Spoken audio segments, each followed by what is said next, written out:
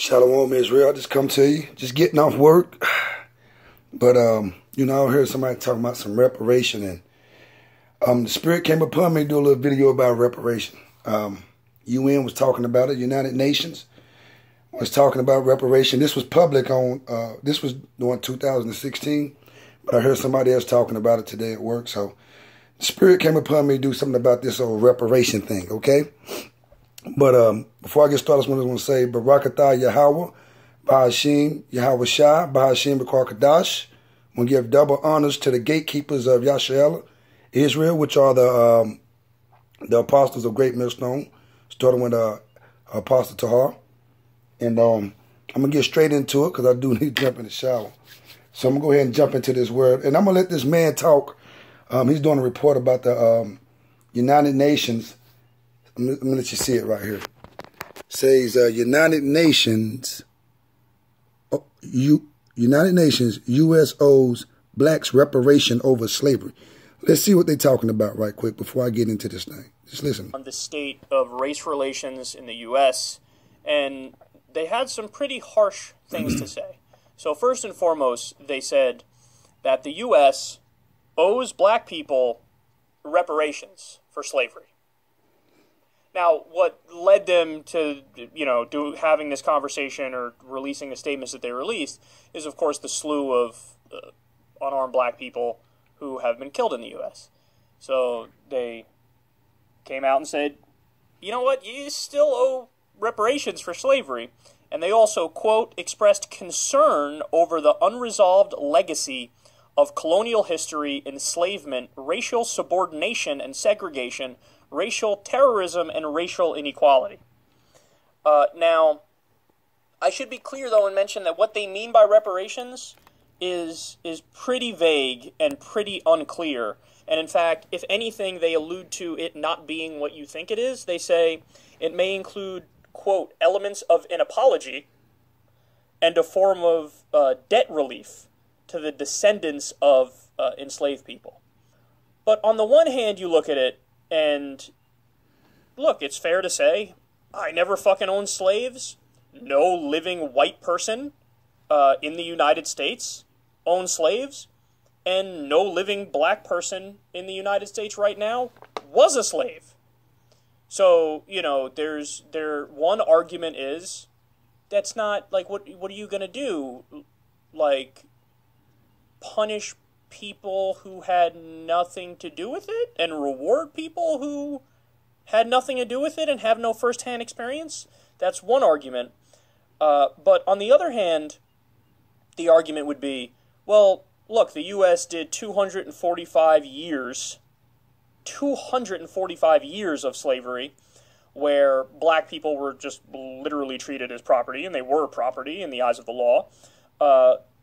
Then they promised them compensation in the form of 40 acres and a mule. They never gave them shit. There was also, 100 years of segregation and Jim Crow after that.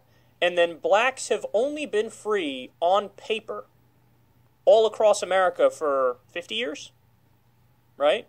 So about 1965 is when we're talking, then it's segregation. And it's not like, by the way, okay, segregation is over and now everybody all of a sudden views everybody in an egalitarian way and everybody's equal. Like, that didn't happen. We wish that was the case. On paper it was the case. Like, okay, now everybody's equal.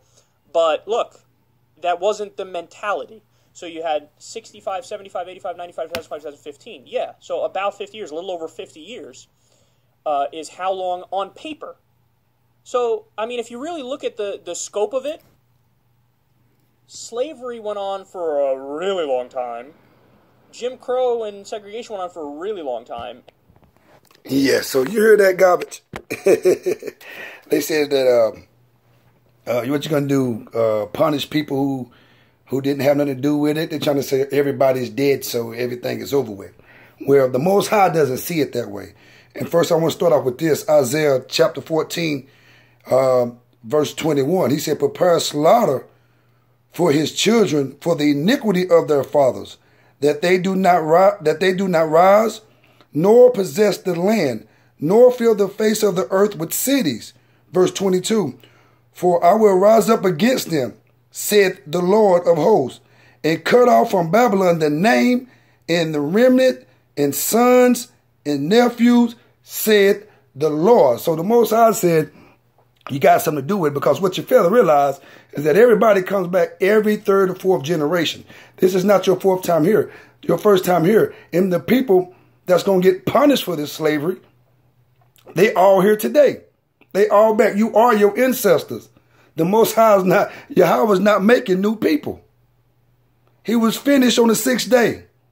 So when you die, you come back. Everything is regenerated. There's nothing new under the sun, and it's you. All right? And if you knew anything, you knew what what's his name, Gamal Abdul Nasser has said, the president of Egypt. You know, when he said, you left her black and came back what? You left her black and came back white. You know, so I'm gonna get into that too right here in a minute. But first, let me get into let me go to Deuteronomy.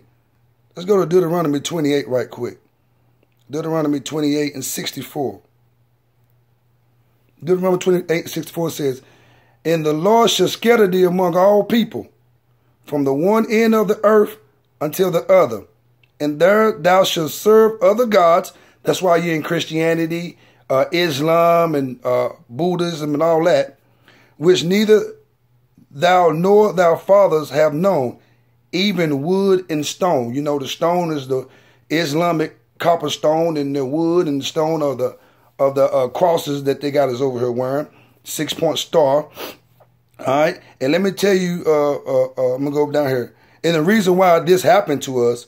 First of all, let me go up to verse 15, Deuteronomy 28:15. But it shall come to pass, if thou wilt not hearken unto the voice of the Lord thy God, to observe to do all his commandments and in his statutes which I command thee this day, that all these curses shall come upon thee and overtake thee. And that's why we were scattered to the four corners, because we disobeyed our power, Yahweh. All right, and let me go down to verse 68, same thing, Deuteronomy 28, verse 68. And the Lord shall bring thee into Egypt again with ships. Egypt just means bondage. The real name of the place was Mizraim. And you know that the 12 tribes did not enter back into Egypt. And he said with ships. Now that's the cargo slave ships. All right, that's the transatlantic slavery.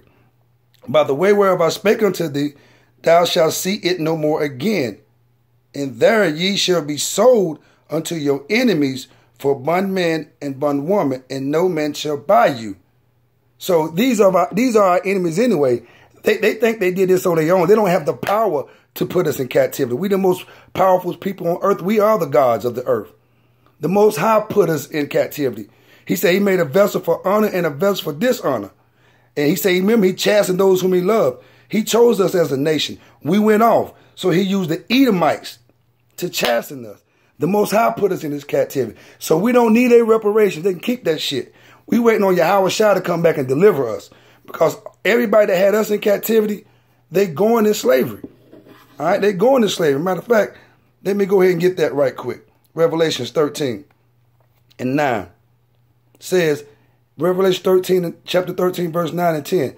If any have an ear, let him hear. He that leadeth into captivity shall go into captivity. He that killeth with the sword must be killed with the sword. Here is the patience and the faith of the saints. The Most High said we're supposed to have patience and faith in this. Hold on. It's more here it's talking about. Let's go to Isaiah 14 and 1. Isaiah 14 and 1. For the Lord will have mercy on Jacob, and will yet choose Israel, and set them in their own land, and the strangers shall be joined with them, which is the scattered Israel, the Gentiles. That's going to be the elect in the 1/3, and they shall cleave to the house of Jacob. In verse 2, and the people shall take them. That means we shall take the other nations and bring them to their place, and the house of Israel shall possess them in the land of the Lord for servants and handmaids, and they shall take them captives, who captives they were, and they shall possess, and they shall rule over their oppressors. So we're going to rule over these people, all these nations anyway. All of them had us in captivity. So we're going to rule over all of them either way it go. So Let me get this right here. Hold on. Let me find something for you right here. They left black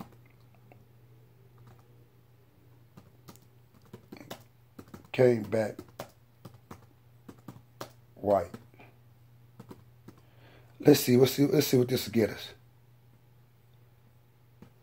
Let's see what this will get us. 1 second, people. 1 second. Matter of fact, let's go here. Let's go see what Hitler said. Let's see what Hitler said, all right? Hitler knew who we was. Matter of fact, everybody knew who we was. And nobody did nothing. Here we go. All right, let's read this right here. Let's see what Hitler said about us. Everybody know who we are, but we just don't know who we are. That's the bad thing about it. Let me see. See that this is Hitler's confession. It says, Hitler said even in his death, he will start World War III. One of his soldiers asked how. Hitler replied, the day mankind finds out what I was trying to defend this nation, Germany, from then that's the day World War III will start. So World War III is going to start. For on that day, mankind will learn that I was trying to save my nation from the Freemasons, the Illuminati, the Jews. For if the Americans wins this war, then they will conquer the world and forever be a slave to the Jews, and they will try to conquer God. See, right now, everybody is a slave to the Jews, the Illuminati, the 13 families that's ruling right now. All right, and we keep going. It says, do you know who America has in its possession? The soldier answered, no, the soldier replied.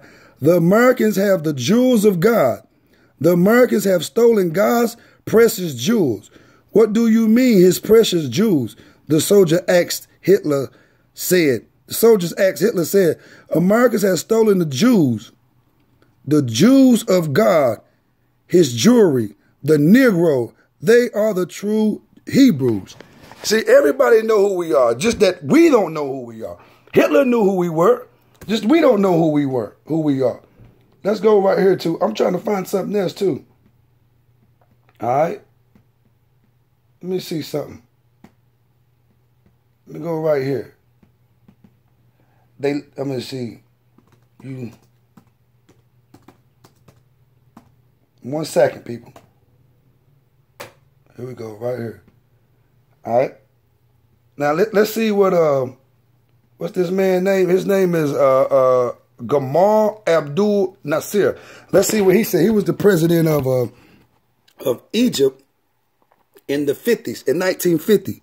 All right, this is the war for Israel. This is one of the times when he was asked about peace in the Middle East. The late president of Egypt, Gamal Abdul Nasser, stated, the Jews will never be able to live here in peace because they left here black but came back white. See, everybody in the world know who we are. We just don't know. And the most I got the prophets out here trying to wake up the people, letting you know you are the people of Yasha'Elah. You are the 12 tribes of Israel, the Hebrew Israelites. That's us. All right? Let me see if I can find one more. Let me show you what they did. Okay, Joel chapter 3 and verse 2. So I will also gather all nations and bring them down into the valley of Jehoshaphat and will plead with them there for my people, for my heritage Israel, whom they have scattered among the nations and parted my land. That's Yahweh Shaphat. That's us. Everybody's in the Middle East right now because the Most High is about to destroy them. Yahweh is about to destroy them because he stole the Most High's precious jewels, his apple of his eye, the so-called Negro Hispanics and Native Americans. So I just wanted to bring that to you. And I'm going to say shalom, barakatah Yahweh, barakatah Yahweh, shout to the Akims out there. Keep teaching his word and stay faithful. Shalom.